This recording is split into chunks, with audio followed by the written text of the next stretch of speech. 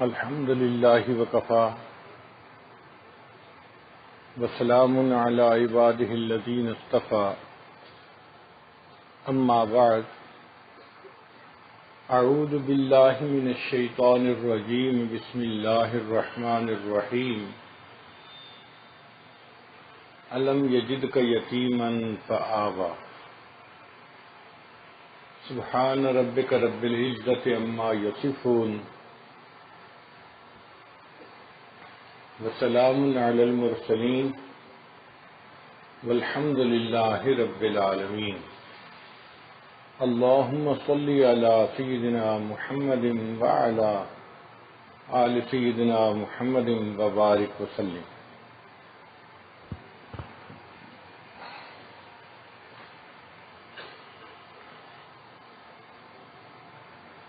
گھروں میں بچوں کو بیماری کے وقت جو سیرپ پلایا جاتا ہے اس پہ لکھا ہوتا ہے شیک ویل بیفور یوز، استعمال کرنے سے پہلے اچھی طرح اس کو ہلاؤ، اس سے اس کی افادیت بڑھ جاتی ہے۔ ایسے معلوم ہوتا ہے کہ اللہ رب العزت کے ہاں اصول یہی ہے، دنیا میں جس بندے کو عزتیں دینی ہو، مقام دینا ہو، انعام دینے سے پہلے اللہ اس بندے کو اچھی طرح آزماتے ہیں، اور اس کی دلیل قرآن عظیم الشان سے ملتی ہے۔ اللہ تعالیٰ ارشاد فرماتے ہیں وَإِذِ ابْتَلَىٰ إِبْرَاهِيمَ رَبُّهُ بِكَلِمَاتٍ، اور یاد کرو اس وقت کو جب آزمایا ابراہیم علیہ السلام کو اس کے رب نے چند باتوں میں، فَأَتَمَّهُنَّ، تو ابراہیم علیہ السلام اس میں 100% کامیاب، 100% کامیاب ہو گئے۔ قَالَ إِنِّي جَاعِلُكَ لِلنَّاسِ إِمَامًا، جب امتحان میں کامیاب ہو گئے اللہ فرماتے ہیں اے میرے ابراہیم ہم آپ کو انسانوں کا امام بنائیں گے۔ تو منصب امامت سے پہلے آزمائے گئے۔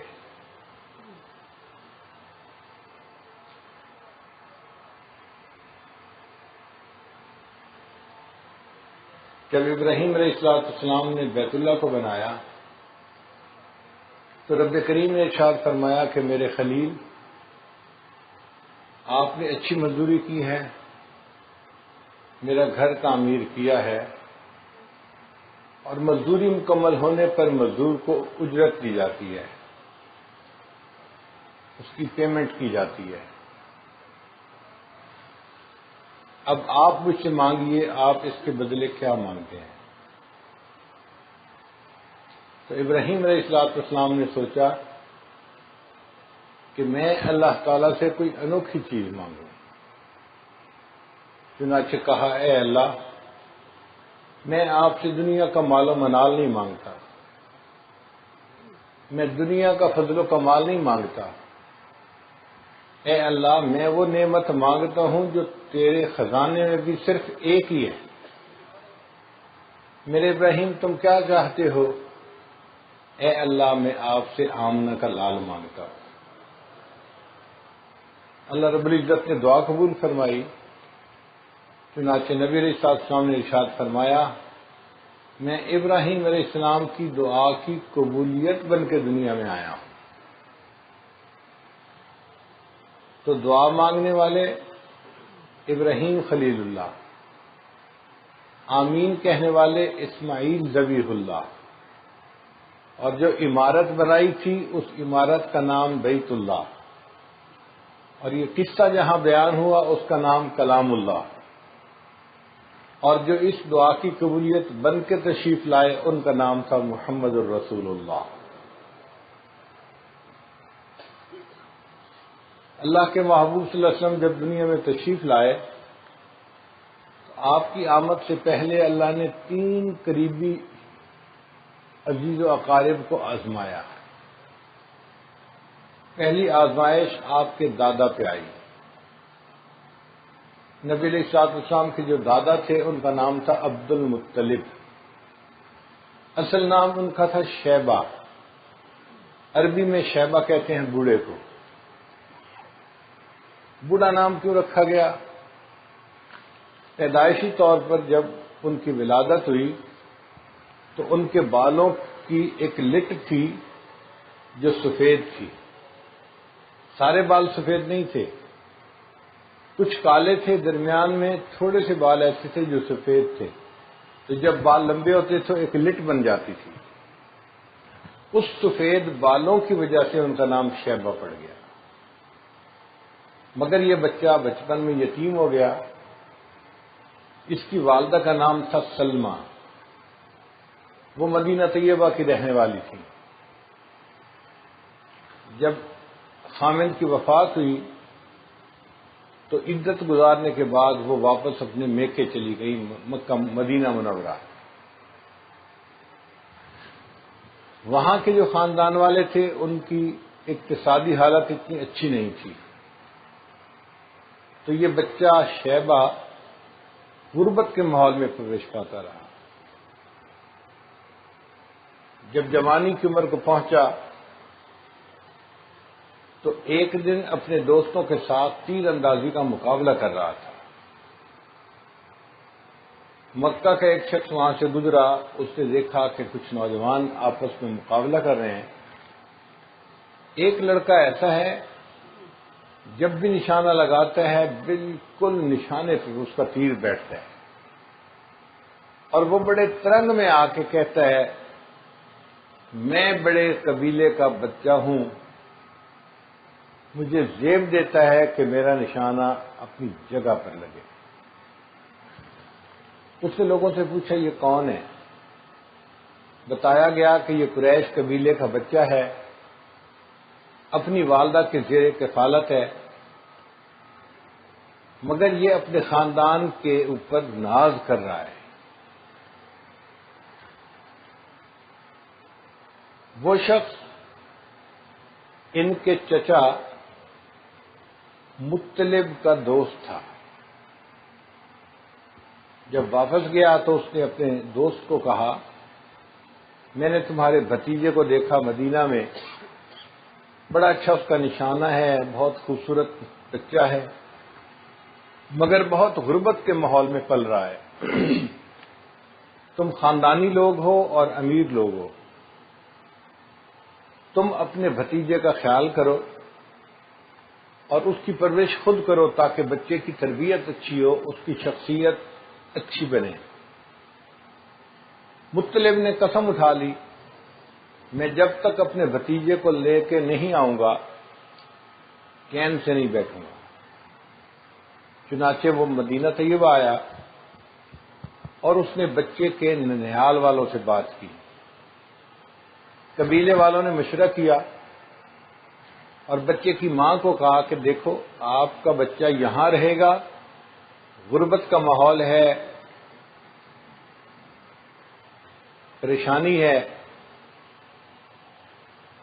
لمیٹیشنز ہیں، بچے کے اندر نہ قائدانہ صفات پیدا ہوں گی، نہ بچے کی شخصیت کے اچھے پہلو اجاگر ہوں گے، تو بہتر ہے کہ بچہ اپنے ددیال میں چلا جائے، خوراک اچھی ہوگی، ماحول اچھا ہوگا تو یہ بچہ کچھ بن جائے گا۔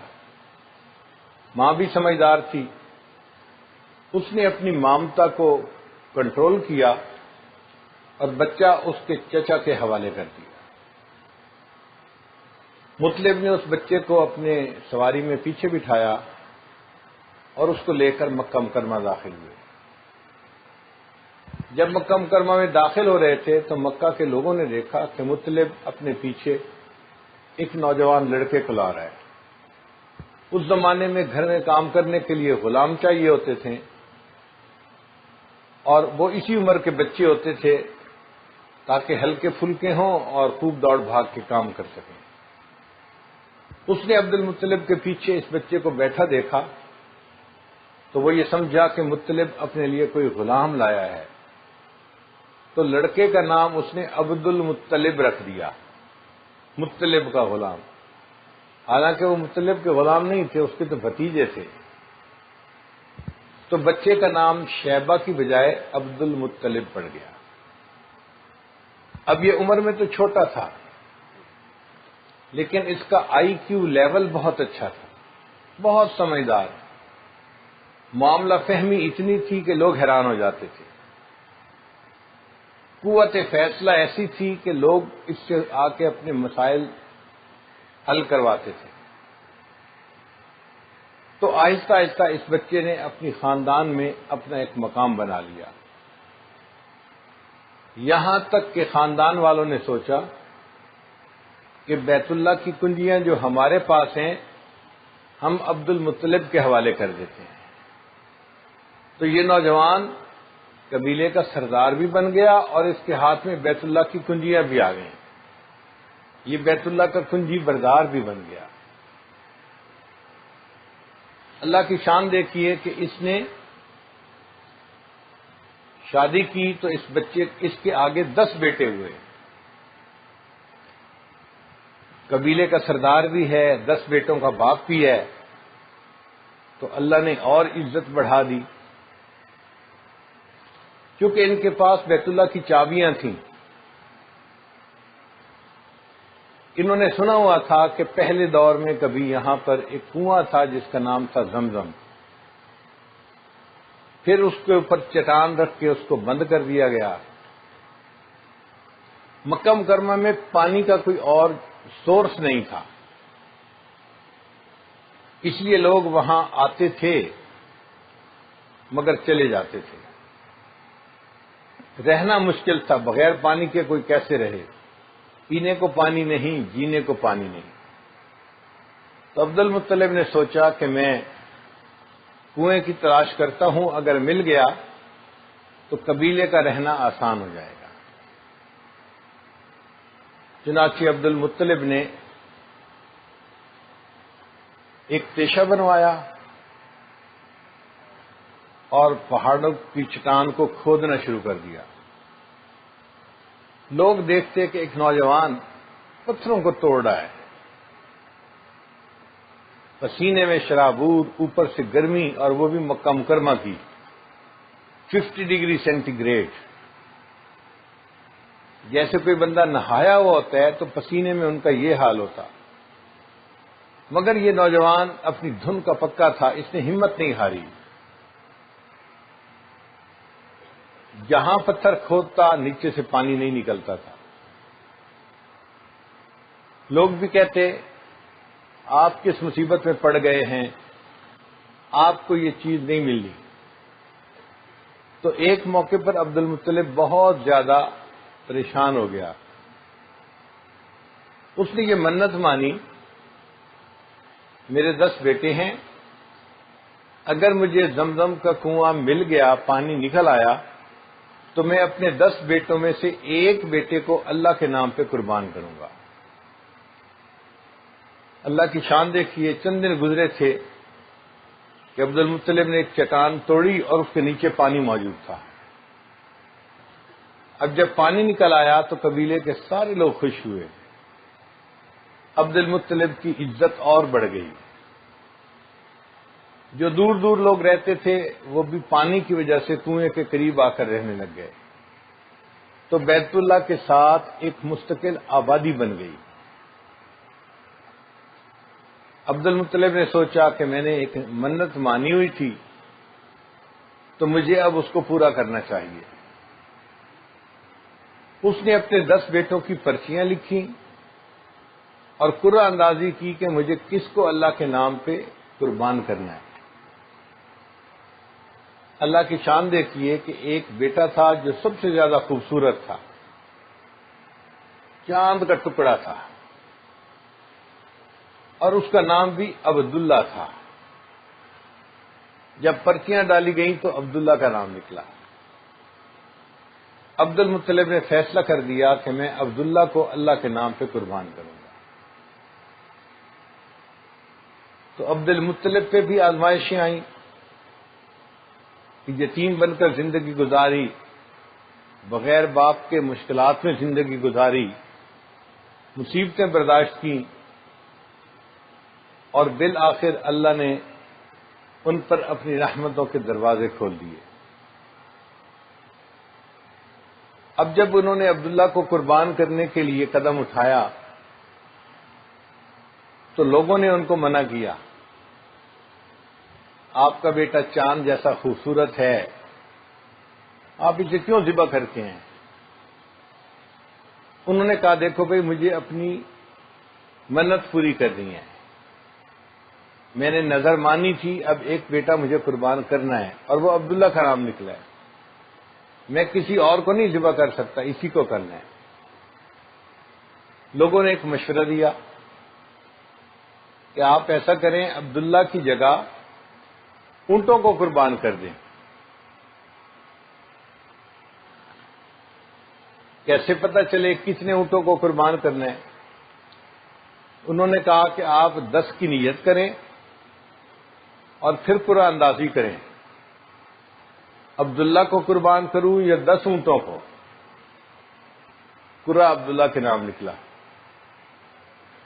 پھر 10 اونٹ اور بڑھا دیے، عبداللہ کو قربان کروں یا 20 اونٹوں کو؟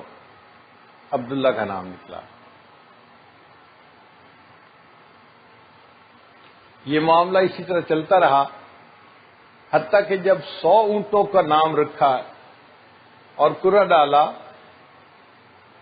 تو قرعہ نکلا کہ 100 اونٹوں کو قربان کیا جائے۔ عبد المطلب نے ارادہ کیا کہ اس بیٹے کے بدلے میں 100 اونٹوں کو قربان کروں گا۔ یوں وہ جو عبداللہ تھے وہ ذبیح اللہ کہلائے، اللہ کے نام سے ذبح ہونے والا، کہ ان کے والد نے ان کی جگہ 100 اونٹوں کو اللہ کے نام سے ذبح کیا تھا۔ ایک مرتبہ ایک دیہاتی آدمی نبی علیہ السلام کی خدمت میں حاضر ہوا اور اس نے کوئی بات کی تو نبی علیہ السلام نے فرمایا تجھے پتہ نہیں کہ میں ذبیحین کا بیٹا ہوں، 2 ذبح ہونے والوں کا بیٹا ہوں؟ اس نے پوچھا کیسے؟ فرمایا ایک میرے اجداد میں اسماعیل تھے جو ذبیح اللہ بنے، اللہ کے نام پہ قربان ہوئے، اور دوسرا جو میرے والد عبداللہ تھے وہ بھی ذبیح اللہ تھے، تو میں 2 ذبح ہونے والا کا بیٹا ہوں۔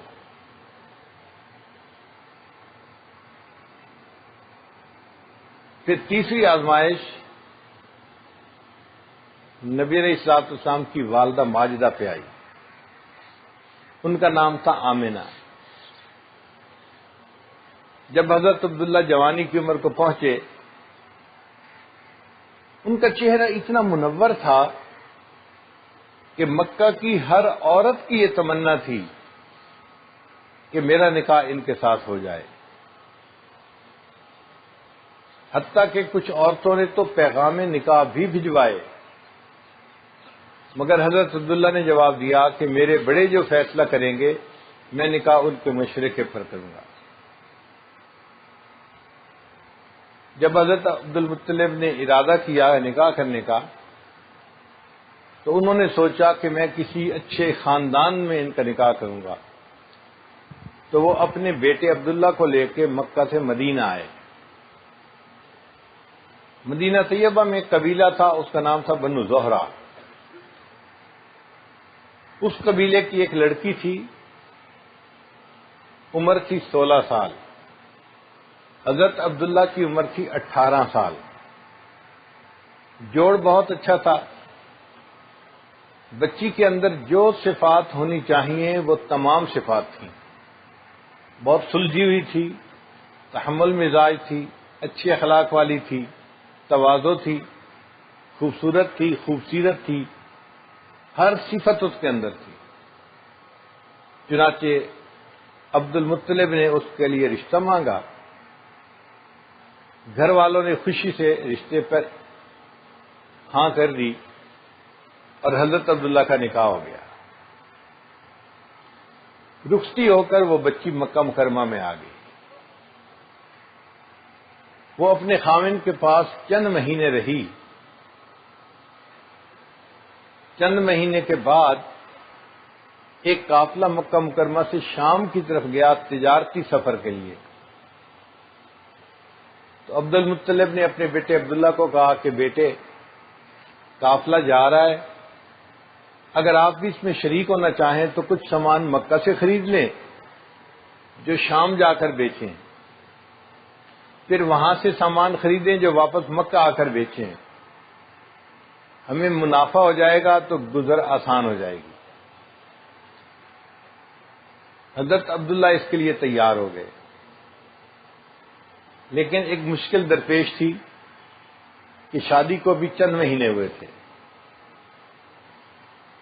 شادی شدہ لوگ جانتے ہیں کہ شادی کے ابتدائی چند مہینوں میں میاں بیوی میں محبت کی گرم جوشی ہوتی ہے، نیا نیا تعلق ہونے کی وجہ سے ایک دوسرے کو بہت زیادہ مس کرتے ہیں۔ جب حضرت عبداللہ نے شام کے سفر کا ارادہ کر لیا تو بی بی آمنہ کے لیے یہ ایک بڑی تکلیف دہ خبر تھی۔ وہ سفر کوئی 2 دن 4 دن ہفتے کا نہیں ہوتا تھا، 6 مہینے لگ جاتے تھے۔ اب شادی کے ابتدائی دنوں میں خامد سے 6 مہینے دور رہنا ایک مشکل معاملہ تھا۔ خیر، حضرت عبداللہ نے تیاری کی۔ جس دن انہوں نے سفر پہ جانا تھا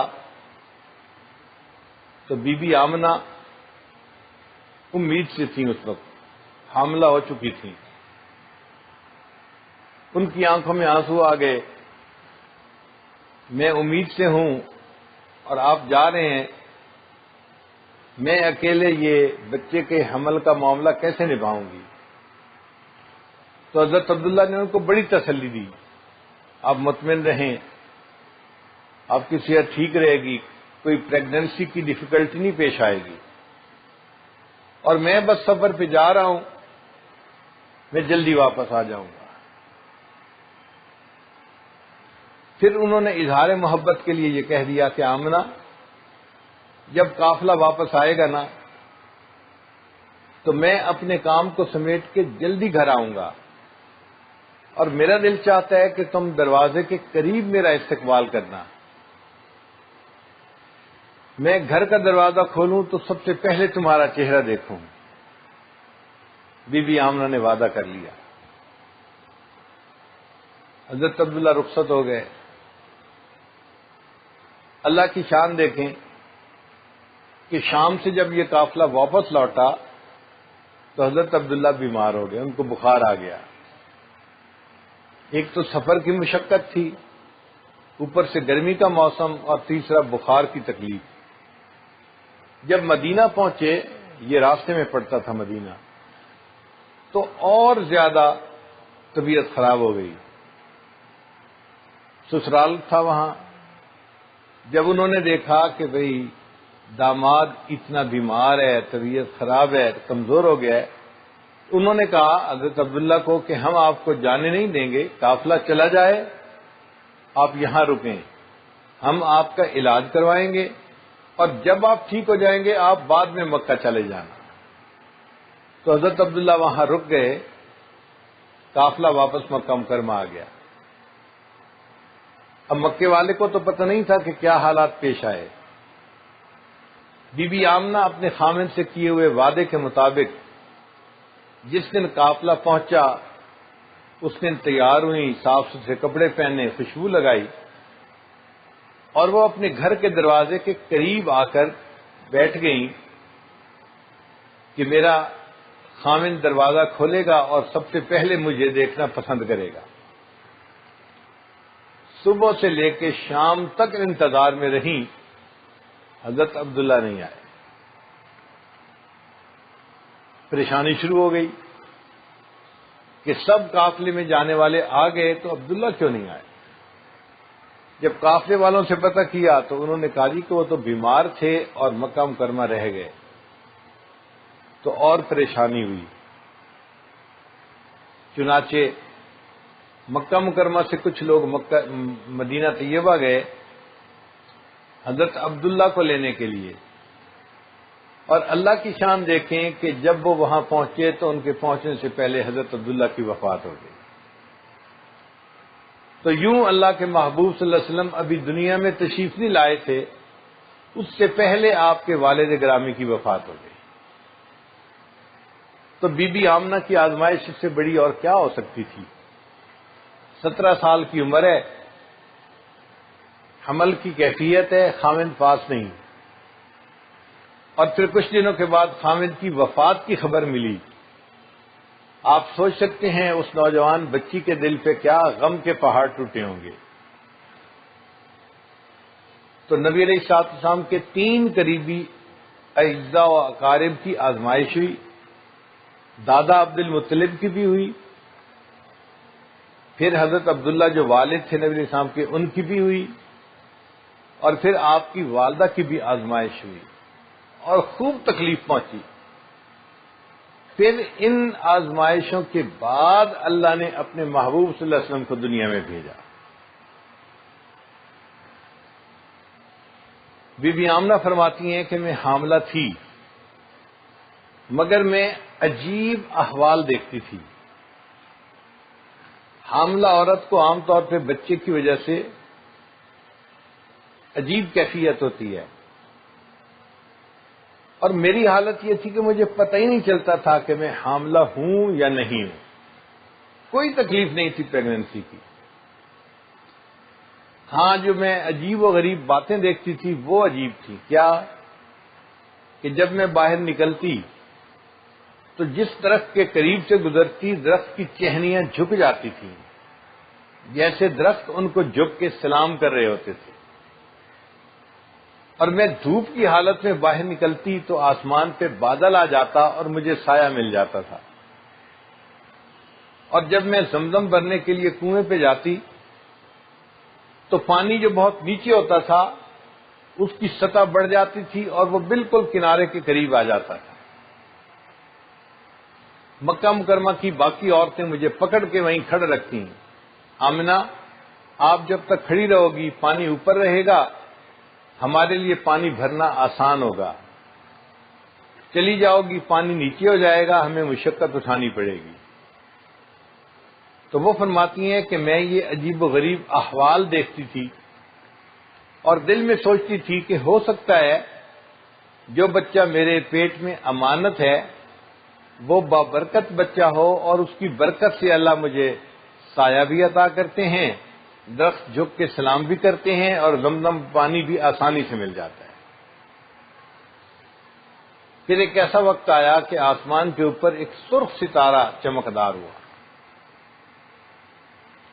یہودیوں کی کتابوں میں یہ نشانی تھی کہ نبی آخر الزمان جب دنیا میں تشریف لانے والے ہوں گے تو سرخ ستارہ چمکے گا۔ اب جب انہوں نے سرخ ستارے کو چمکتے دیکھا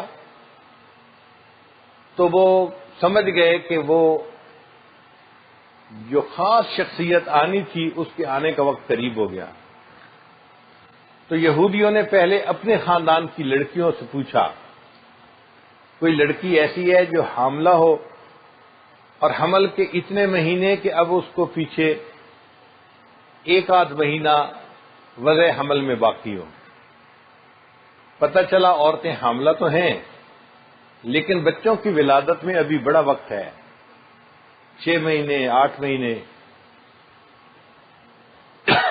مدینہ کے باقی گھروں سے پتہ کروایا، یہی اطلاعات ملی۔ پھر انہوں نے مکہ مکرمہ سے پتہ کروایا، ان کو پتہ چلا کہ ایک عورت ہے جس کا نام ہے آمنہ، وہ حاملہ ہے اور اس کے حمل کے ایام ایسے ہیں کہ بس چند دنوں میں اس کے ہاں بچے کی ولادت ہے۔ تو نبی علیہ الصلوۃ والسلام کی ولادت مبارکہ سے پہلے یہودیوں کو اندازہ ہو گیا تھا کہ یہ بچہ ہماری نسل میں سے نہیں ہوگا بلکہ بنو اسماعیل میں سے ہوگا۔ بی بی آمنہ کے گھر میں خرچے کی بہت تنگی تھی۔ ایک جوان بچی جس کا خاوند نہ ہو اس کو خرچے میں تنگی نہیں ہوگی تو کیا ہوگا؟ فرماتی ہیں کہ جس دن بچے کی ولادت ہونی تھی میرے پاس چراغ جلانے کے لیے تیل کے پیسے نہیں تھے، میں نے اندھیرے میں ہی رات بسر کی۔ جب صبح سحری کا وقت ہوا تو ان کے ہاں بچے کی ولادت اندھیرے کی حالت میں ہوئی۔ بی بی آمنہ کہتی ہیں کہ جب بچے کی ولادت ہوئی تو میں نے اس بچے کو چارپائی پہ لٹایا. جب دیکھا تو وہ بچہ اوندا پڑا ہوا تھا. غور کرنے کا پتہ چلا کہ یہ بچہ اپنے رب کے سامنے سجدہ کر رہا تھا.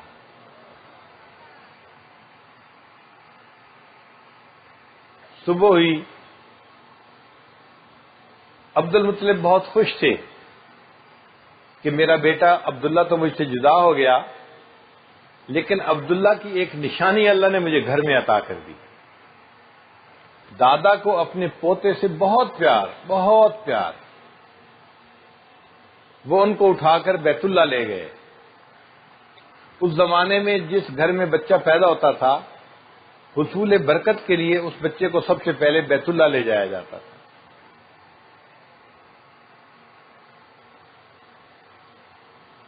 جب 7 دن گزر گئے تو بچے کا نام رکھنا تھا. آمنہ نے عبد المطلب سے پوچھا کہ بچے کا نام کیا رکھیں؟ انہوں نے کہا کہ میں نے بچے کا ایک نام سوچا ہے جو آج تک کسی نے نہیں رکھا. کیا نام رکھیں گے؟ کہنے لگے کہ میں اس کا نام محمد رکھوں گا. آپ یہ نام کیوں رکھیں گے؟ کہنے لگے کہ میں اس بچے کو لے کے جب بیت اللہ گیا تھا، جس بندے کی نظر اس پر پڑی تھی اس بندے نے تعریف کی تھی اس کی، اور جس بچے کی سب سے زیادہ تعریفیں کی جائیں اس کو محمد کہتے ہیں عربی میں. تو نبی علیہ الصلوۃ والسلام کے 2 نام پڑ گئے، ایک محمد اور ایک احمد صلی اللہ علیہ وسلم. محمد کا مطلب وہ شخصیت جس کی اتنی تعریفیں کی گئی ہوں کہ کائنات میں اتنی تعریفیں کسی اور کی نہ کی گئی ہوں. اور واقعی اللہ کے محبوب صلی اللہ علیہ وسلم کی تعریفیں اپنوں نے بھی کی، پرایوں نے بھی کی، مسلمانوں نے بھی کی، کافروں نے بھی کی. 100 سے زیادہ شاعر ایسے ہیں جو کافر تھے اور انہوں نے نبی صلی اللہ علیہ وسلم کی شان میں کلام لکھا. پھر اس سے بڑھ کر دیکھیے کہ لوگوں کی تعریفیں تو مخلوق نے کی، یہ وہ شخصیت تھی جس کی تعریفیں اللہ نے قرآن مجید میں کی. اس کا مطلب یہ کہ نبی علیہ السلام کی جتنی تعریفیں ہوئی ہیں کائنات میں کوئی اور نہیں جس کی تعریفیں اتنی ہوئی ہیں. تو آپ واقعی محمد تھے. اور دوسرا نام آپ کا احمد پڑ گیا. احمد کہتے ہیں وہ شخصیت جس نے اللہ کی تعریفیں اتنی کی ہوں کہ کائنات میں کسی اور نے اللہ کی حمد اتنی بیان نہ کی ہو. تو نبی علیہ السلام نے واقعی اللہ کی اتنی تعریفیں کی، اتنی حمد بیان کی کہ اتنی حمد کسی اور نے بیان نہیں کی. نبی علیہ السلام نے ارشاد فرمایا قیامت کا دن ہوگا، ساری مخلوق پریشان ہوگی. پھر وہ آدم علیہ السلام کے پاس جائیں گے، پھر ابراہیم علیہ السلام کے پاس، پھر موسیٰ علیہ السلام کے پاس، پھر عیسیٰ علیہ السلام کے پاس. بالآخر سارے میرے پاس آئیں گے کہ آپ اللہ کے حبیب ہیں. آپ اللہ سے عرض کیجئے کہ اے اللہ اب آپ اپنی مخلوق کا حساب شروع کریں تاکہ یہ جو آج کے دن کی سختی ہے، اتنی گرمی ہے، ہم اس سختی سے بچنا چاہتے ہیں. نبی علیہ السلام فرماتے ہیں پھر اللہ تعالیٰ مجھے مقام محمود عطا فرمائیں گے. میں مقام محمود پہ جا کے سجدہ کروں گا اور سجدے میں اللہ کی ایسی تعریفیں کروں گا جو تعریفیں کبھی کسی نے پہلے نہیں کی ہوں گی، نہ کوئی اس کے بعد ایسی تعریفیں کر سکے گا. تو اللہ کے محبوب صلی اللہ علیہ وسلم احمد بھی تھے. اسی لیے آپ صلی اللہ علیہ وسلم کی امت کو قیامت کے دن حمادون کہا جائے گا. اور نبی علیہ الصلوۃ والسلام کا جو محل جنت میں ہوگا اس کا نام ہوگا بیت الحمد.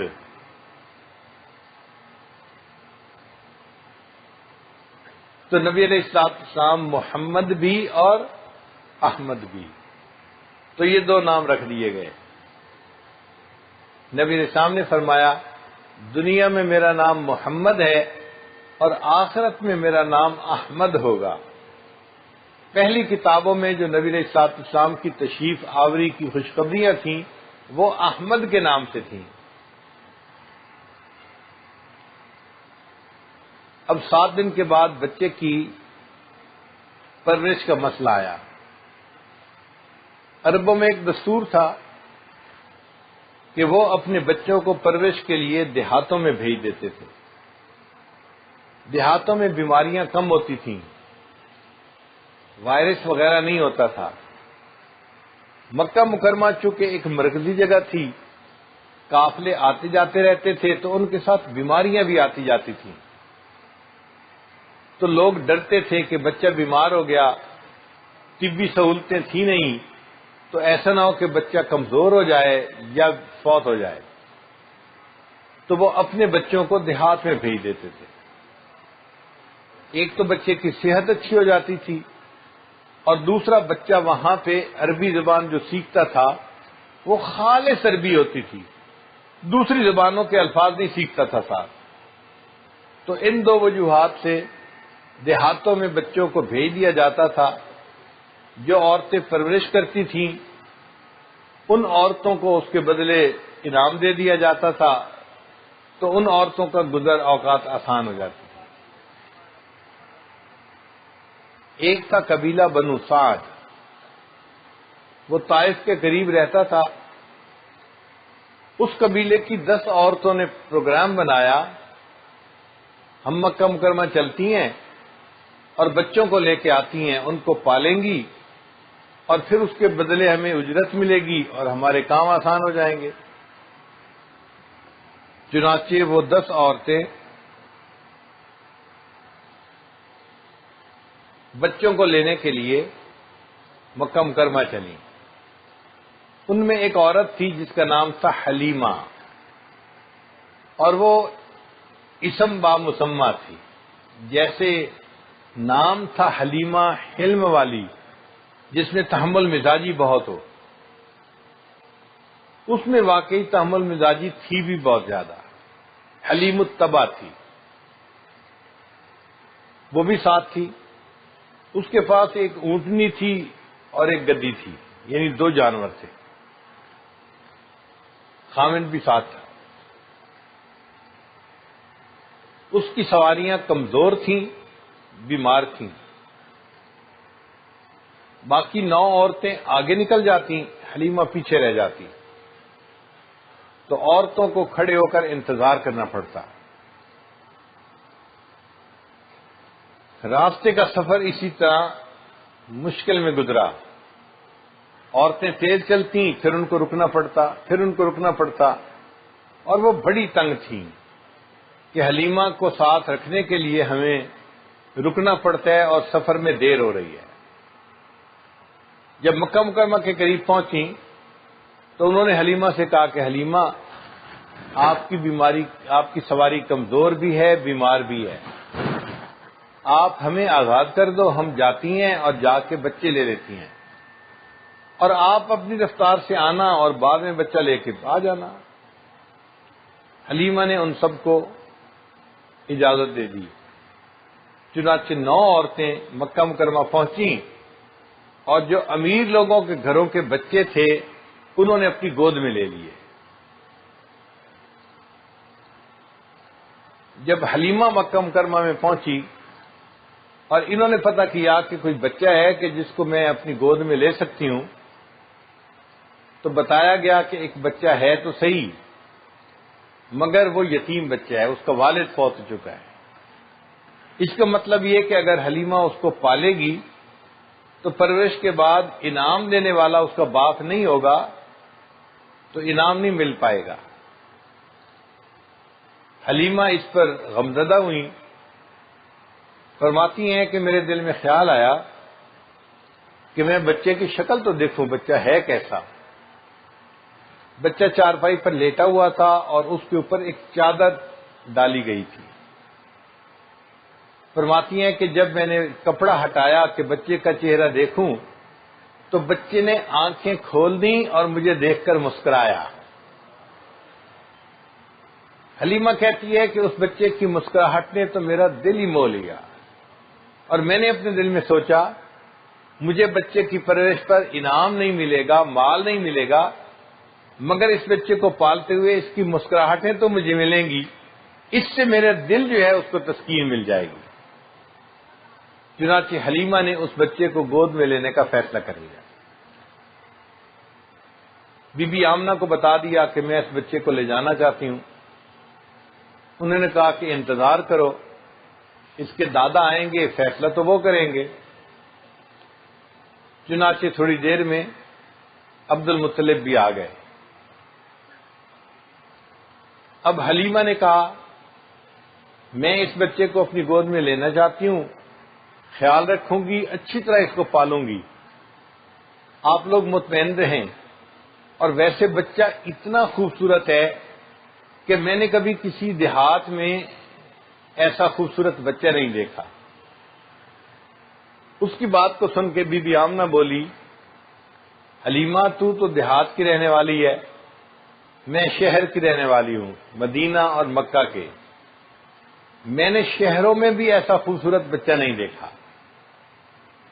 جب انہوں نے یہ بات کی تو عبد المطلب بولے حلیمہ تم نے دیہات میں ایسا خوبصورت بچہ نہیں دیکھا، اور آمنہ تم نے شہروں میں کبھی ایسا خوبصورت بچہ نہیں دیکھا، اور میں تو ملکوں کا سفر کرنے والا ہوں، میں نے ملکوں کے اندر کبھی ایسا خوبصورت بچہ نہیں دیکھا۔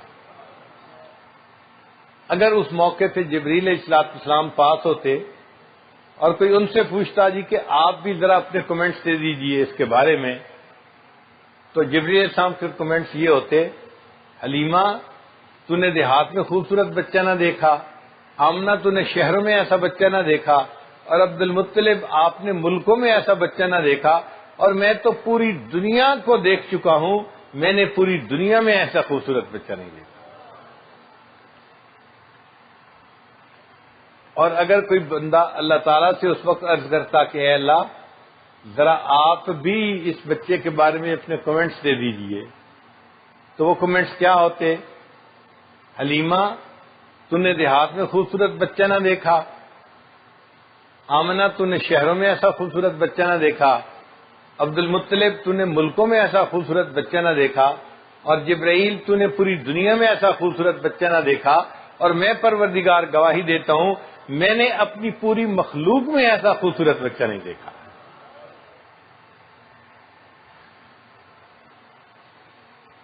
اے چہرہ اے زیبائے تو رشک بتان آزری، ہر چند وصفت می کنم در حسن زاں بالا تری، آفا کہا گردیدم مہر بتاں ورزیدم، بسیار خوباں دیدم اما تو چیزیں دیکھی۔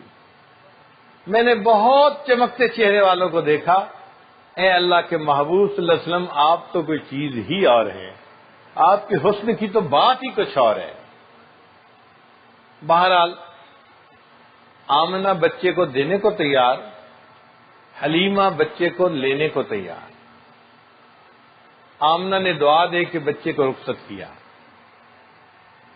یہ جو لمحہ ہوتا ہے نا کہ ماں دعا دے کے بچے کو رخصت کرے، یہ بڑا انمول ہوتا ہے۔ ذرا تاریخ پہ نظر ڈالیں، اسماعیل علیہ السلام کو بی بی ہاجرہ نے اپنے باپ کے ساتھ رخصت کیا دعائیں دے کے کہ کسی بڑے سے ملاقات کرنی ہے۔ ماں نے دعائیں دے کے بچے کو رخصت کیا، بچہ لوٹ کے واپس آیا تو اسماعیل ذبیح اللہ بن چکا تھا۔ موسیٰ علیہ السلام کی والدہ نے اپنے بچے کو دعا دے کے دریا میں ڈالا۔ ان کی والدہ کو اندازہ نہیں تھا میرا بیٹا جب لوٹ کے واپس آئے گا تو یہ موسیٰ کلیم اللہ کا لقب پائے گا۔ آج بی بی آمنہ اپنے بچے کو رخصت کر رہی تھی دعائیں دے کے، اور بی بی آمنہ بھی نہیں جانتی تھی یہ میرا بچہ جب زندگی میں بڑا ہوگا تو یہ محمد الرسول اللہ کہلائے گا۔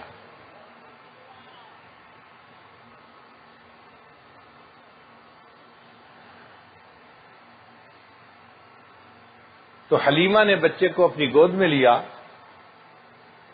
جب باہر آئی تو خامن سے ملاقات ہوئی، خامن نے پوچھا حلیمہ تو کس بچے کو لے کے آئی؟ کہنے لگی کہ اس کا والد تو نہیں ہے، لیکن مجھے اس کی مسکراہٹ نے میرا دل مو لیا تو میں اس کو لے کے آ گئی ہوں۔ خامن توکل والا انسان تھا، اس نے کہا اچھا اگر آپ کا دل مطمئن اور خوش ہے نا، عسى اللہ ان یجعل لنا فیہ برکہ، ہو سکتا ہے اللہ تعالیٰ اس بچے کے پالنے میں ہمارے لیے برکتیں رکھ دے۔ کہتے ہیں کہ جس کا اب نہیں ہوتا اس کا رب ہوتا ہے۔ ابو سے اب کا لفظ بنا، اب باپ کو کہتے ہیں۔ جس کا اب نہیں ہوتا اس کا رب ہوتا ہے، اور جس کا رب ہوتا ہے پھر اسی بندے کا سب ہوتا ہے۔ حلیمہ نے اس بچے کو کیا گود میں لیا، سب نعمتیں اس کے پاس آ گئی۔ خامن کو کہا کہ چلو چلتے ہیں، باقی 9 عورتیں تو چلی گئیں، ان کا تو آدھا سفر بھی کٹ گیا ہوگا، ہم پیچھے رہ گئے، رات ہونے والی ہے، جلدی چلے۔ تو خامن نے اپنی بیوی کو کہا کہ اچھا تم بیٹھو۔ حلیمہ سواری پہ بیٹھی، اس کا خامن آگے بیٹھا، سواری کو چلاتا ہے، سواری چلنے سے انکار کرتی ہے۔ یہ کیا ہوا، سواری چل کیوں نہیں رہی؟ خامن جیسے ہی نیچے اترا سواری چلنے کے لیے تیار۔ جب تیار تو دوبارہ بیٹھا، سواری نے پھر انکار کر دیا۔ جب 2-3 بار ایسا ہوا تو اس کے خامن نے کہا کہ جب میں نیچے ہوتا ہوں تو سواری چلنے کو تیار ہوتی ہے، جب میں اوپر بیٹھتا ہوں تو سواری چلنے سے انکار کرتی ہے۔ بیوی نے کہا ہاں مجھے بھی یہ لگتا ہے کہ جب تم آگے بیٹھتے ہو اس بچے کی طرف تمہاری پیٹھ ہوتی ہے، سواری چلنے سے انکار کر دیتی ہے۔ مجھے لگتا ہے کہ تم مجھے آگے بٹھاؤ اور خود پیچھے بیٹھو تو سواری چل پڑے گی۔ جب اس ترتیب سے بیٹھے سواری نے بھاگنا شروع کر دیا۔ اللہ نے پیغام دے دیا حلیمہ کے خامد کو کہ یہ وہ شخصیت ہے جو کائنات کی صدر نشین ہے، تم اسے اپنی پشت کے پیچھے نہیں بٹھا سکتے، آگے بٹھاؤ گے تو سواری چلے گی ورنہ سواری نہیں چلے گی۔ اب سواری بھاگنے لگی، تیز چلنے لگی۔ اللہ کی شان دیکھیں کہ راستے میں جو پہلے جانے والی 9 عورتیں تھیں ان سے ملاقات ہو گئی۔ حلیمہ کی سواری ان سے بھی آگے نکلنے لگی۔ عورتیں حیران، یہ وہی حلیمہ ہے جس کی سواری پیچھے رکتی تھی اور ہمیں بار بار کھڑا ہونا پڑتا تھا، اب اس کے پاس سواری کون سی آ گئی کہ یہ بھاگی جا رہی ہے اور ہم سے بھی آگے نکلی جا رہی ہے۔ عورتوں نے کہا حلیمہ کیا تم نے سواری کو بدل لیا؟ حلیمہ نے جواب دیا میں نے سواری کو تو نہیں بدلا، البتہ سواری کا سوار بدل گیا ہے جس کی وجہ سے سواری تیز چلنے لگ گئی ہے۔ حلیمہ اس بچے کو لے کے اپنے گھر آئیں،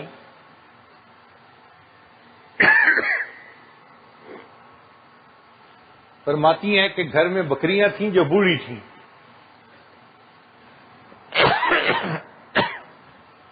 دودھ نہیں دیتی تھیں، مگر اس بچے کے گھر میں آنے کے بعد ان بکریوں کے تھن دودھ سے بھر گئے تھے۔ میرے خاوند نے ان بچیوں کا دودھ نکالا، گھر میں جتنے برتن تھے سب کے سب دودھ سے بھر گئے اور دودھ ختم نہیں ہوتا تھا۔ میرا خاوند تعجب میں مجھے کہنے لگا حلیمہ اس بچے کی یہ برکت ہے کہ بکریاں اتنا دودھ دے رہی ہیں کہ ہمارے گھر میں اس کے رکھنے کے لیے کوئی برتن نہیں بچا۔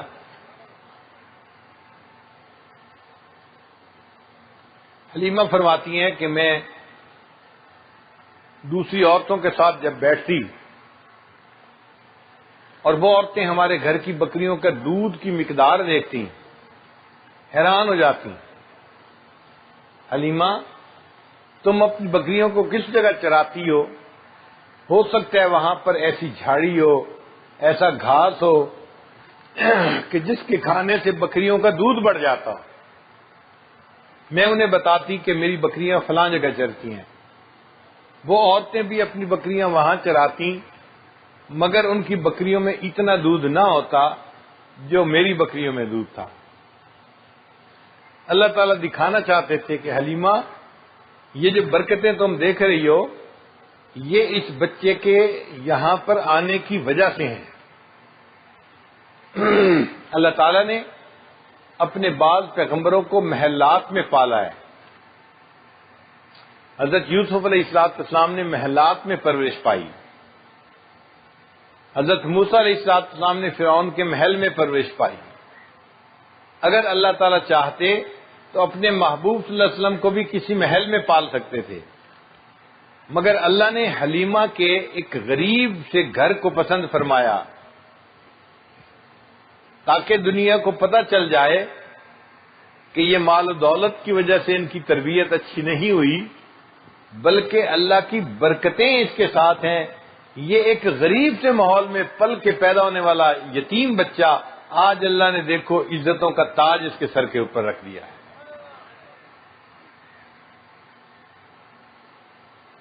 حلیمہ کہتی ہیں کہ اس بچے کو پال کے میرا دل اتنا خوش تھا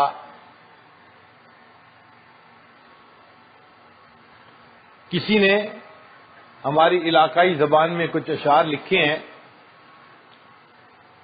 اگر سمجھ نہ آئے تو کچھ اس کا اردو ترجمہ کر دوں گا۔ حلیمہ میں تیرے مقدراں تو صدقے، حلیمہ میں تیرے مقدر پہ صدقے جاؤں، تو مدنی دا جھولا جھلیندی بھی ہوتے ہیں، کہ مدنی جب جھولے میں سوتا ہوگا تو تو بیٹھ کے جھولے کو جھلاتی ہوگی۔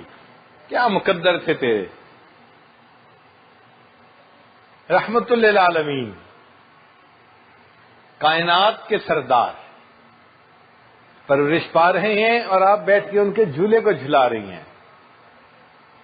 ہے سونے دا مکھڑا نورانی نورانی، تو تکدی تا رہی ہیں چمیندی بھی ہوسیں۔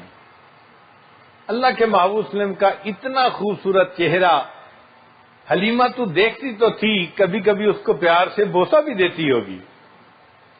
تیرے مقدر پہ قربان نہ جائیں تو اور کیا کہیں۔ اور نبی علیہ السلام کا حسن تو عجیب تھا۔ نبی علیہ السلام نے ارشاد فرمایا، میرے بھائی یوسف علیہ السلام سبیہ تھے، میں ملیح ہوں۔ سبھی کہتے ہیں گورا چٹا سفید، تو یوسف علیہ السلام کا رنگ جو تھا وہ بالکل سفید رنگ تھا، دودھ سفید جیسا، خوبصورت تھے۔ نبی علیہ السلام کا رنگ مبارک اتنا سفید تو نہیں تھا، مگر نقشدین اتنے خوبصورت تھے کہ جو بندہ دیکھتا تھا دیکھتا ہی رہ جاتا تھا۔ ہمارے آقا صلی اللہ علیہ وسلم کے حسن میں اور یوسف علیہ السلام کے حسن میں فرق تھا۔ جو یوسف علیہ السلام کو دیکھتا تھا تو اتنا خوبصورت چہرہ تھا کہ اس کی نظر ان پہ ٹکتی ہی نہیں تھی۔ جیسے مصر کی عورتوں نے دیکھا تو کہا ما ھذا بشرا ان ھذا الا ملک کریم، یہ بشر نہیں، یہ تو کوئی بڑا عزت والا فرشتہ نظر آتا ہے۔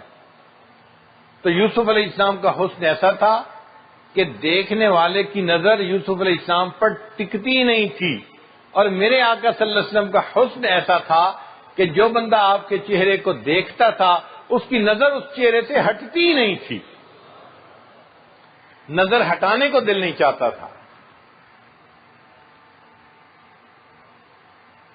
اے عرشاں دا چند ہے کھڈونا بھی جس دا، تو اس بے مثل نو کھڈیندی بھی ہوسیں۔ حلیمہ، جس کا کھلونا اللہ نے عرش کے چاند کو بنا دیا، تو اس کو گھر کے اندر کھلاتی ہوگی بچے کو، تو کتنے مقدروں والی ہے۔ اے انگلی نپا کے تو ویڑے دے اندر، خدا دے سجن نو ٹریندی بھی ہوسیں۔ اس زمانے میں واکر تو تھے نہیں، تو بچے جب چلنا شروع کرتے تھے تو ماں اپنے بچے کی انگلی پکڑ کے اس کو چلنا سکھاتی تھی۔ تو وہ کہتے ہیں حلیمہ تیرے مقدموں پہ قربان جاؤں، تو اللہ کے سجن کو، اللہ کے محبوب کی انگلی پکڑ کے اس کو چلنا سکھایا کرتی تھی۔ کدی نال تیڈے نزاکت سونا، اور رستہ بھی ہوسیں منیندی بھی ہوسیں۔ اور بچے کئی مرتبہ اپنی ماں سے ناراض ہو جاتے ہیں چھوٹی چھوٹی بات پہ. معصوم بچے ہوتے ہیں نا، ان کی مائیں پھر اپنے بچے کو مناتی ہیں، بیٹا اپنی ماما سے نہیں روٹھتے، بیٹا تم کیوں ایسے رو رہے ہو، تو وہ اس کو مناتی ہیں. تو وہ کہتے ہیں کہ حلیمہ تو نے جو اس نبی علیہ الصلوۃ والسلام کی پرورش کی، تو بچپن میں کبھی وہ تجھ سے روٹھتے بھی ہوں گے تو میں سوچتا ہوں کہ تو کیسے ان کو مناتی ہوگی، تو ان کے رخسار کو بوسہ دیتی ہوگی، ان کو سینے سے لگاتی ہوگی، ان کی منت سماجت کر کے اس بچے کو مناتی ہوگی. تیرے منانے پہ میں سمجھتا ہوں کہ تیرے مقدر ہم سب سے اعلیٰ ہیں. نوا کے سجا کے تے کجلا بھی پا کے تو ٹھوڑی ہلا کے حسیندی بھی ہوتے ہیں. ہمارے ہاں چھوٹے بچے کو جب روزانہ نہلاتے ہیں، اچھے کپڑے پہناتے ہیں تو آنکھوں میں سرما ڈالتے ہیں، اور ماں پھر سوچتی ہے کہ میرا بچہ اتنا خوبصورت لگ رہا ہے، اس کو نظر نہ لگ جائے، تو وہ پھر اس بچے کی ٹھوڑی پہ ایسے انگوٹھا رکھ کے نہ کہتی ہے اچھا بچہ ذرا ہنس کے دکھاؤ، تو بچہ مسکرا کے دکھاتا ہے. تو مسکراتے بچے کو دیکھ کے ماں کا دل باغ باغ ہو جاتا ہے. تو شاعر کہتے ہیں کہ حلیمہ تو بھی اللہ کے اس محبوب صلی اللہ علیہ وسلم کو نہلاتی ہوگی، اچھے کپڑے پہناتی ہوگی، اور آنکھوں میں اس کے سرما ڈال کے اس کی ٹھوڑی پکڑ کے اس کو ہنساتی ہوگی اور اس ہنستے ہوئے چہرے کا دیدار کرتی ہوگی. میں تیرے مقدروں پہ قربان جاؤں.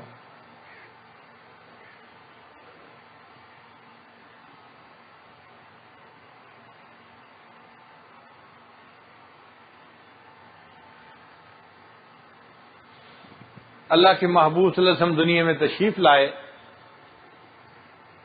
یہ اس دنیا کو رحمت للعالمین سے حصہ ملا. کسی شاعر نے لکھا، خلیل اللہ نے جس کے لیے حق سے دعائیں کی، ذبیح اللہ نے وقت ذبح جس کی التجائیں کی، جو بن کے روشنی پھر دیدہ یعقوب میں آیا، جسے یوسف نے اپنے حسن کے نئے رنگ میں پایا، کلیم اللہ کا دل روشن ہوا جس ذوق فشانی سے، وہ جس کی آرزو بھڑکی جواب لن ترانی سے، وہ جس کے نام سے داؤد نے نغمہ سرائی کی، وہ جس کی یاد میں شاہ سلیمان نے گدائی کی، دل یحییٰ میں ارما رہ گئے جس کی زیارت کے، لب عیسیٰ پہ آئے واز جس کی شان رحمت کے، مبارک ہو وہ ختم المرسلین تشریف لے آئے، جناب رحمت للعالمین تشریف لے آئے. تو اللہ کے محبوب صلی اللہ علیہ وسلم کا اس دنیا میں آنا اس پوری کائنات کے لیے رحمت کا باعث بن گیا. حلیمہ کے گھر میں نبی علیہ السلام پرورش فرما رہے تھے. حلیمہ کہتی ہیں میں نے ایک عجیب بات دیکھی، اس بچے کو میں اپنے دونوں طرف کی چھاتیوں سے دودھ پلانے لگتی، یہ ایک ہی طرف سے دودھ پیتا تھا، دوسری طرف کے پستان کو منہ بھی نہیں لگاتا تھا. تو میں حیران ہوتی تھی کہ ایسا کیوں ہے. حلیمہ کو بات سمجھ میں نہیں آئی. آج ہمیں بات سمجھ میں آتی ہے کہ حلیمہ ایک اور بچے کو بھی انہی دنوں میں پال رہی تھی. تو دودھ پینے والے بچے دو تھے، تو اللہ کے محبوب ہم صرف ایک طرف سے دودھ پیتے تھے. میں دوسری طرف کے دودھ پستان کی منہ بھی لگانا پسند نہیں کرتا. آنے والے وقت میں نے انصاف کا سبق دینا ہے. دنیا تانا دے گی، خود اپنے بھائی کے حصے کا دودھ پی جاتے تھے، ہمیں انصاف سکھانے آئے ہیں. اللہ نے بچپن میں ہی اس بچے کو دوسری طرف کا دودھ پینے سے منع فرما دیا. میرے محبوب ہم آپ کے اوپر کوئی الزام ہی ایسا نہ لگا. حلیمہ کے گھر میں بکریاں تھیں اور اس کی ایک بیٹی تھی، جوان العمر تھی، 15-17 سال کی عمر ہوگی. وہ ان بکریوں کو روزانہ چرانے لے جاتی تھی. ایک دن حلیمہ نے دیکھا کہ حشیمہ بکریوں کو چرانے نہیں لے گئی. دن کے 10-11 بجے کا وقت ہو چکا تھا،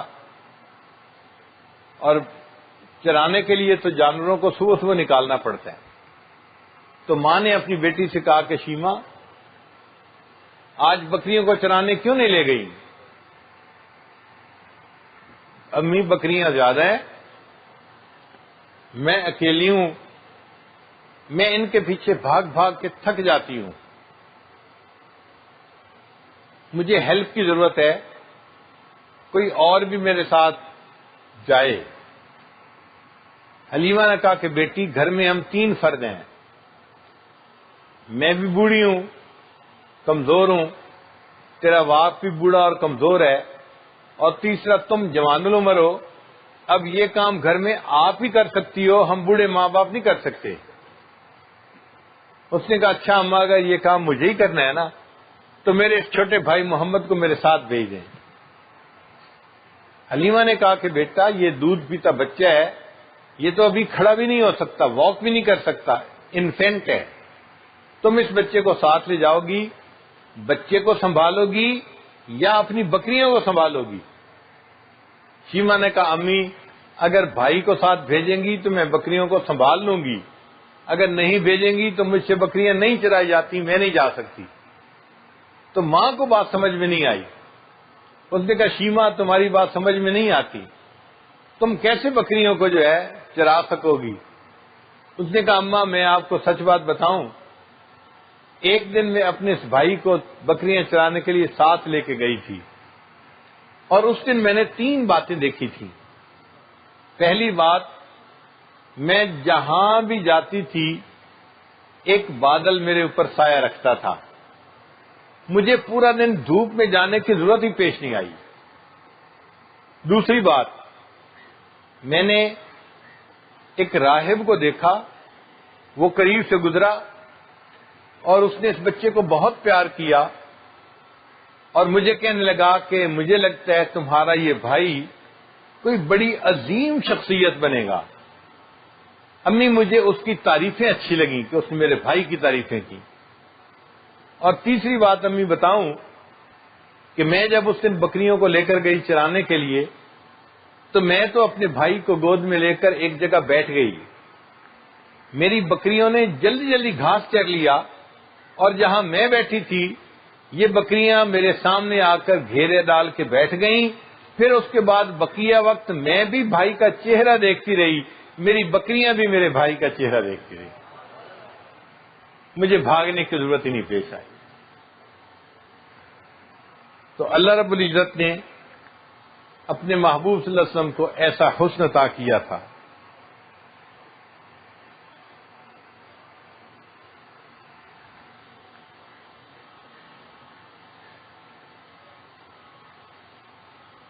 حلیمہ سعدیہ نے بچے کی اچھی پرورش کی، اور جب 4 سال کی عمر تھی تو وہ اس کو واپس اپنی والدہ کے پاس لے کے آئی۔ پھر یہ بچہ اپنی والدہ کے پاس رہنے لگا۔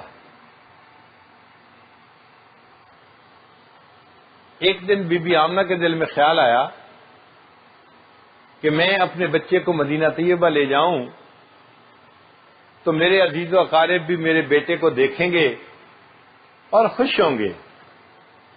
چنانچہ اس نے اپنے بیٹے کو لیا اور مدینہ طیبہ پہنچی۔ جو رشتہ دار دیکھتا تھا وہ خوش ہوتا تھا، اور یہ بھی کہتا تھا کہ یہ بیٹا تو اپنے باپ کی بالکل کاپی نظر آتا ہے، فوٹو کاپی ہے۔ حضرت عبداللہ کا نام آتا تھا کہ جیسے ان کا چمکتا چہرہ تھا، خوبصورت چہرہ تھا، وہی خوبصورتی ہمیں اس بچے کے چہرے پہ نظر آ رہی ہے۔ تو جب سب نے تذکرہ کیا تو بی بی آمنہ کے دل میں بھی اپنے خاوند کا خیال آیا کہ کیوں نہ میں ان کی قبر پہ حاضری دوں۔ وہ اپنے بچے کو لے کے اپنے خاوند کی قبر پر پہنچی۔ نبی علیہ السلام فرماتے ہیں کہ میری والدہ مجھے لے کر میرے والد کی قبر پر گئیں، میں چھوٹا تھا، مجھے نہیں پتا چلا کہ وہاں ہوا کیا، اتنا پتا تھا کہ میری والدہ جب وہاں جا کر کھڑی ہوئی ان کی آنکھوں سے آنسو ٹپک رہے تھے، اور میں نے اپنی والدہ کو روتے ہوئے دیکھا تو والدہ کو روتے دیکھ کر میں بھی رونے لگ گیا۔ اب کسی نے نہیں بتایا کہ بی بی آمنہ کیا کہہ رہی تھی، لیکن جب ہم تخیل کے دنیا میں جائیں تو دل میں بات آتی ہے کہ بی بی آمنہ اپنے خاوند سے یوں کہہ رہی تھی، عبداللہ آپ نے تو مجھ سے وعدہ کیا تھا میں سفر سے لوٹ کے آؤں گا، تم گھر کے دروازے کے اوپر کھڑے ہو کے میرا انتظار کرنا، میں دروازہ کھولتے ہی تمہارا چہرہ دیکھنا چاہوں گا۔ عبداللہ میں سارا دن وہاں کھڑی رہی، آپ مجھ سے جدا ہو گئے، اور عبداللہ آپ کے پیچھے ایک نشانی آپ کی میرے پاس ہے، کاش اس بچے کا چہرہ آپ دیکھتے تو آپ کہہ دیتے کہ واقعی اتنا خوبصورت بچہ میں نے نہیں دیکھا۔ اور عبداللہ میں آپ کی نشانی کو لے کے اب آپ کے پاس آئی ہوں۔ جب کچھ عرصہ مدینہ طیبہ میں قیام رہا تو بی بی آمنہ نے فیصلہ کیا کہ اب میں واپس مکہ مکرمہ جاتی ہوں۔ چنانچہ ان کے ساتھ ان کی ایک کنیز تھی، باندھی تھی، اور اپنا بیٹا تھا، اور اس کو لے کر وہ مکہ مکرمہ کی طرف روانہ ہوئی۔ اللہ کی شان دیکھیے، ابوا کا ایک مقام تھا، پہاڑی علاقہ تھا، وہاں پہ بی بی آمنہ کی بھی وفات ہو گئی، اور جو باقی سفر تھا وہ نبی علیہ الصلوۃ والسلام نے اس باندی کے ساتھ کیا، اس نے دودھ پلایا۔ مکہ مکرمہ میں عبد المطلب کا یہ حال تھا کہ وہ اپنے پوتے کو دینے کے لیے اداس تھے۔ روزانہ صبح وہ ناشتہ کرنے کے بعد مدینہ سے آنے والے راستے پر بیٹھ جاتے اور ہر آنے والے سے پوچھتے کہ آپ نے راستے میں کسی خاتون کو آتے دیکھا؟ انتظار میں تھے کہ میری بہو اپنے بیٹے کو لے کے کب آئے گی۔ اللہ کی شان دیکھیں کہ ایک دن ایک عورت ایک بچے کے ساتھ آئی، جب قریب پہنچی تو پھر عبد المطلب نے پہچانا کہ وہ تو باندھی تھی۔ پوچھا اس سے کہ میری بہو کہاں ہے؟ اس نے اطلاع دی کہ بچے کی پیدائش سے پہلے تو اس کا والد جدا ہو گیا تھا، اب اس عمر میں اس کی والدہ بھی جدا ہو گئی۔ پھر تھوڑے عرصے کے بعد دادا بھی وفات پا گئے۔ نبی علیہ السلام نے اس کا نام عام الحزن رکھا، غم کا سال۔ والدہ بھی چلی گئی اور دادا بھی چلے گئے، اور آپ اپنے چچا کی کفالت میں آ گئے۔ آپ ذرا غور کیجئے کہ نبی علیہ السلام کی مبارک زندگی میں ابتدا کیسی عجیب ہے۔ پیدائش سے پہلے والد کا سارا چھن گیا، پھر چند سال کے ہوئے تو والدہ کا سارا چھن گیا، اور چند سال کی عمر ہوئی تو دادا کا سہارا بھی چھن گیا۔ اللہ نے ان سہاروں کو کیوں واپس لے لیا؟ اللہ دکھانا چاہتے تھے کہ جو لوگوں کو اللہ پہ بھروسہ رکھنے کی تعلیم دینے کے لیے آیا ہے، کل کو لوگ اسے تانا نہ دیں۔ خود تو سہاروں کی مدد سے زندگی گزاری، اور ہمیں کہتے ہیں کہ صرف اللہ کو سہارا بناؤ، سب سہاروں کو چھوڑ دو۔ اللہ نے فرمایا دیکھو میں اس بچے کو بلا سہارا پال کے دکھاتا ہوں، تم بھی دنیا کے سہاروں سے نظر ہٹا کے اللہ پہ نظر جما لو گے تو اللہ ہی تمہارا سہارا بن جائے گا۔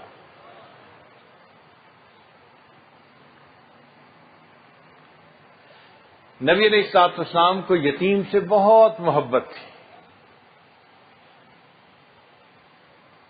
عید کا دن ہے، اللہ کے حبیب صلی اللہ علیہ وسلم عید پڑھنے کے لیے گھر سے باہر تشریف لائے۔ جب گلی سے گزرنے لگے تو کچھ بچے کھیل رہے تھے، انہوں نے سلام کیا، نبی علیہ السلام جواب دے کے آگے بڑھ گئے۔ آپ صلی اللہ علیہ وسلم نے دیکھا کہ ایک بچہ ایک مکان کے دروازے کے قریب بیٹھا ہے اور بڑا اداس ہے، فریش نہیں ہے، پرانے کپڑے پہنے ہوئے ہیں اور غمزدہ چہرے کے ساتھ بیٹھا ہے۔ تو نبی علیہ السلام رک گئے، اس بچے سے پوچھا کہ بچے تم کیوں اس طرح اداس بیٹھے ہو؟ اس نے کہا کہ جی میں یتیم مدینہ ہوں، میرا والد فوت ہو چکا، اب گھر میں کوئی نہیں تھا جو میرے نئے کپڑے بنواتا، اور میری والدہ مجھے نہلا کے خوشبو لگا کے عید کے لیے والد کے ساتھ بھیجتی، تو میں یہاں مغموم بیٹھا ہوں اور آج اس خوشی کے دن میں اپنے والد کو یاد کر رہا ہوں اور میرا دل بڑا غمزدہ ہے۔ نبی علیہ السلام نے اسے فرمایا کہ اچھا اگر تمہارے والد نہیں ہیں اور تم چاہتے ہو عیدگاہ میں جانا تو میرے ساتھ آؤ۔ نبی علیہ السلام اس یتیم بچے کو لے کے گھر آئے. ام المومنین عائشہ صدیقہ رضی اللہ عنہا سے فرمایا اس چھوٹے بچے کو نہلا دو. انہوں نے بچے کو نہلا دیا. اتنے میں نبی علیہ الصلوۃ والسلام نے سیدہ فاطمہ الزہرا رضی اللہ عنہا کو پیغام بھیجا کہ حسن و حسین میں سے اگر کسی کے نئے نئے کپڑے ہوں دھلے ہوئے تو وہ بھجوا دیجیے. وہ بچہ حسنین کریمین کا ایج فیلو تھا، ایک عمر تھی. چنانچہ ادھر سے کپڑے آ گئے. اب جب بچہ نہا کے فارغ ہوا تو ام المؤمنین عائشہ رضی اللہ عنہا نے اس کو کپڑے پہنا دیے. اب بچہ صاف ستھرے نئے نئے کپڑے پہن کے خوش ہو گیا. خوشبو لگائی گئی. خوشبو لگانے کے بعد وہ مینٹلی تیار ہو گیا کہ میں نے نبی علیہ الصلوۃ والسلام کے ساتھ عیدگاہ جانا ہے. تو جب اس نے چلنے کے لیے قدم اٹھایا تو نبی علیہ السلام نے اس سے پوچھا کہ یہ بتاؤ تم اپنے والد کے ساتھ کس طرح عیدگاہ جایا کرتے تھے؟ اس نے کہا کہ اے اللہ کے حبیب صلی اللہ علیہ وسلم وہ تو مجھے اپنے کندھے پہ بٹھا لیتے تھے اور کندھے پہ اٹھا کے لے جایا کرتے تھے.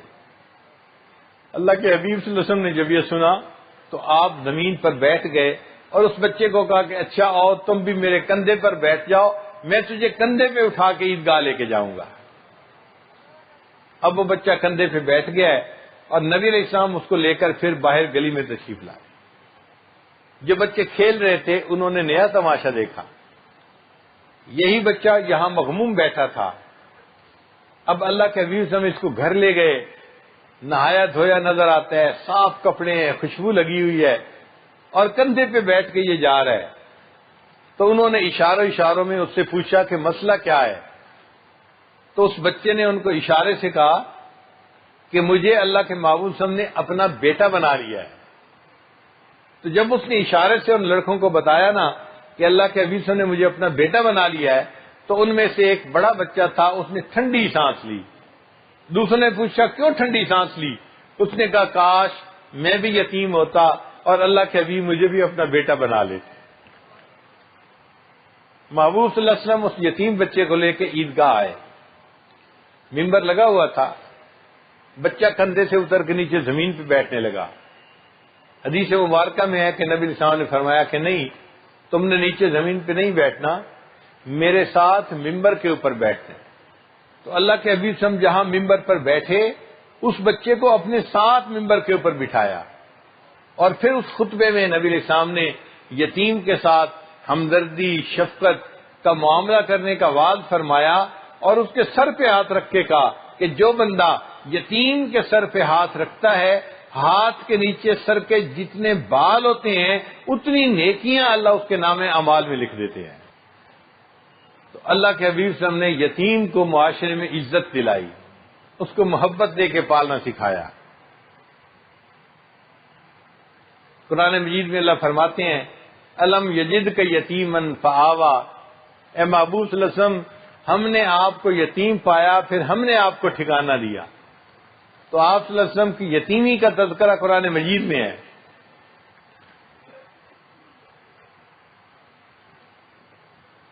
اب آخری بات سن لیجئے. جب فتح مکہ ہوا تو اس کے بعد جنگ حنین ہوئی.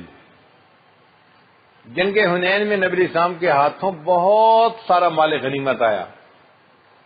12,000 بکریاں ملیں اور کتنے اونٹ اور دوسرے جانور اور ہزاروں کی تعداد میں اس قبیلے کے لوگ گرفتار ہوئے. نبی علیہ السلام ایک جگہ پر آرام فرما رہے تھے. ایک آدمی آیا اور جو لوگ گرفتار ہو کے آئے ہیں نا ان میں ایک عورت ہے، وہ کہتی ہے کہ میں تمہارے صاحب کی بہن ہوں، مجھے ان سے ملنا ہے، بات کرنی ہے. نبی علیہ السلام حیران، میں تو عبداللہ کا ایک ہی بیٹا ہوں، میری تو کوئی بہن نہیں تھی، یہ کون عورت ہے جو کہتی ہے کہ میں ان کی بہن ہوں؟ پھر فرمایا اچھا اس کو بلاؤ. ایک آئی عورت بڑی عمر کی تھی اور کہنے لگی جی میں آپ کی بہن ہوں. نبی علیہ السلام نے فرمایا تم میری بہن کیسے ہو؟ اس نے کہا کہ نہیں، میں تمہاری حقیقی بہن نہیں ہوں، میں تمہاری رضائی بہن ہوں، میرا نام شیما ہے، تمہیں جس ماں نے دودھ پلایا تھا اس کی میں بیٹی ہوں، اس لیے آج سے تم میرے رضائی بھائی ہو. تو نبی علیہ السلام حیران ہوئے، اچھا اس نے کہا کہ اچھا آپ کو یاد ہوگا ایک موقع پہ میں نے آپ کو اٹھایا تھا اور آپ نے میرے کندھے کے اوپر اس جگہ کے اوپر دانت کاٹے تھے. یعنی جیسے بچہ چھوٹا ہوتا ہے نا تو اس کے جب نئے نئے دانت آتے ہیں نا تو ہر چیز کو کاٹتا ہے. یہ اس کا لرننگ کرو ہوتا ہے. ہر چیز کو بچہ کاٹتا ہے جو اس کے ہاتھ میں آ جاتی ہے. کہ میں نے آپ کو اٹھایا تھا اور کچھ ایسا ہوا کہ آپ نے میرے کندھے پہ کاٹا تھا اور اس کا نشان آج بھی میرے جسم پہ موجود ہے. جب اس نے وہ نشان دکھایا تو نبی علیہ السلام کو واقعہ یاد آ گیا. ہاں بچپن میں ایسا ہوا تھا. تو پھر نبی علیہ السلام اٹھ کھڑے ہوئے. آپ نے اپنی چادر زمین پر بچھائی, کہا کہ شیما تم میری بہن ہو, اب اس چادر کے اوپر آپ بیٹھ جاؤ. پھر آپ نے فرمایا شیما اگر تم میرے پاس رہنا چاہتی ہو تو ساری زندگی میں آپ کی کفالت کروں گا, اور اگر آپ واپس جانا چاہتی ہو تو میں آپ کو آزاد کر دوں گا.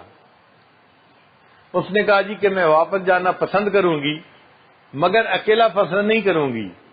لوگ تانا دیں گے اکیلی چلی گئی آزاد ہو کے اور ہمیں پیچھے ہی چھوڑ گئی قید میں. اگر آپ نے مجھے آزاد کرنا ہے تو میرے قبیلے کے سب لوگوں کو آزاد کرنا پڑے گا. نبی علیہ السلام نے بہن کی اس بات کو قبول کیا. اس کو بہت سارے جانور ہدیے کے طور پر دیے اور 2 صحابہ کو کہا کہ میری اس بہن کو اس کے گھر پہنچا کے آؤ, اور اپنی بہن شیما کو اس کے رشتہ داروں کے ساتھ واپس اپنے قبیلے میں بھیج دیا. پھر شیما نے بتایا کہ میرے بھائی جب آپ چھوٹے تھے تو میں آپ کو گود میں اٹھاتی تھی تو میں اس وقت ایک لوری پڑھا کرتی تھی. مورخین نے کتابوں میں وہ لوری لکھی ہے, ربنا ابقِ لنا محمدا, اے اللہ ہمارے لیے اس محمد کو طویل عمر عطا فرما, اس کو سلامت رکھ. جیسے کہتے ہیں نا تو زندہ رہ, جیتے رہو. تو یہ حلیم جو شیما نے لوری بنائی تھی اس کا مطلب بھی یہی تھا کہ اے میرے بھائی تو جیتا رہے, ربنا ابقِ لنا محمدا. تو شیما نے کہا کہ بھائی میں دعائیں مانگتی تھی اللہ تجھے دنیا میں عزتیں دے, مگر مجھے نہیں پتا تھا کہ ایسا بھی وقت آئے گا اللہ تجھے اتنا عظیم فاتح بنائے گا کہ میں گرفتار ہو کر قیدیوں میں تیرے سامنے پیش ہوں گی. اللہ نے اپنے حبیب صلی اللہ علیہ وسلم کو دنیا کی بھی ہر نعمت عطا فرمائی اور دین تو آپ صلی اللہ علیہ وسلم کے صدقے ہی دنیا میں آیا.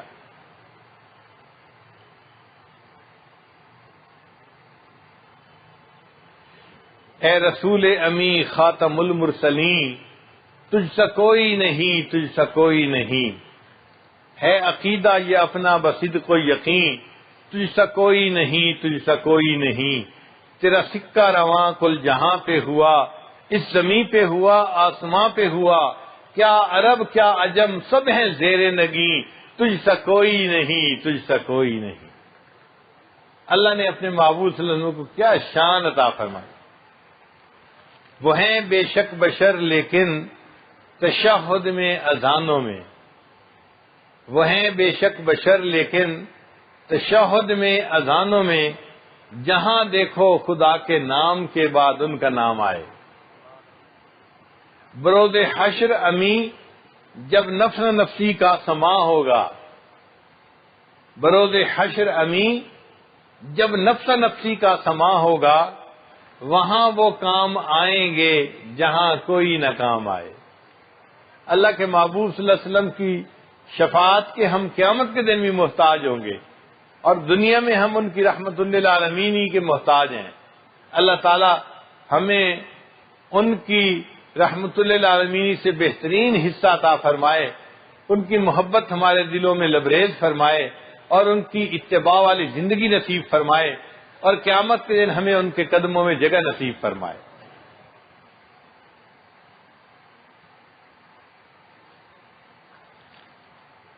اللہ رب العزت نے اپنے محبوب صلی اللہ علیہ وسلم کو اتنی صفات سے نوازا کہ اردو زبان کے جتنے حروف ہیں اور ہر حرف سے جو لفظ بنتا ہے اللہ کے حبیب صلی اللہ علیہ وسلم کے اندر وہ خوبی خاصیت موجود ہے.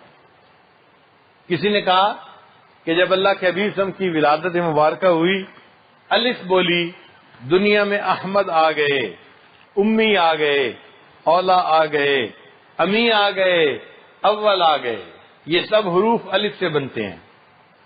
با بولی، دنیا میں بشیر آ گئے، باطن آ گئے۔ سا بولی، دنیا میں ثاقب آ گئے۔ جیم بولی، دنیا میں جمیل آ گئے، دنیا میں جواد آ گئے۔ یہ سب نبی علیہ السلام کے اسماء گرامی ہیں۔ ہا بولی، دنیا میں اللہ کے حبیب آ گئے، حافظ آ گئے، حکیم آ گئے، حجازر آ گئے، حامیم آ گئے، حاشر آ گئے، دنیا میں اللہ کے حبیب آ گئے۔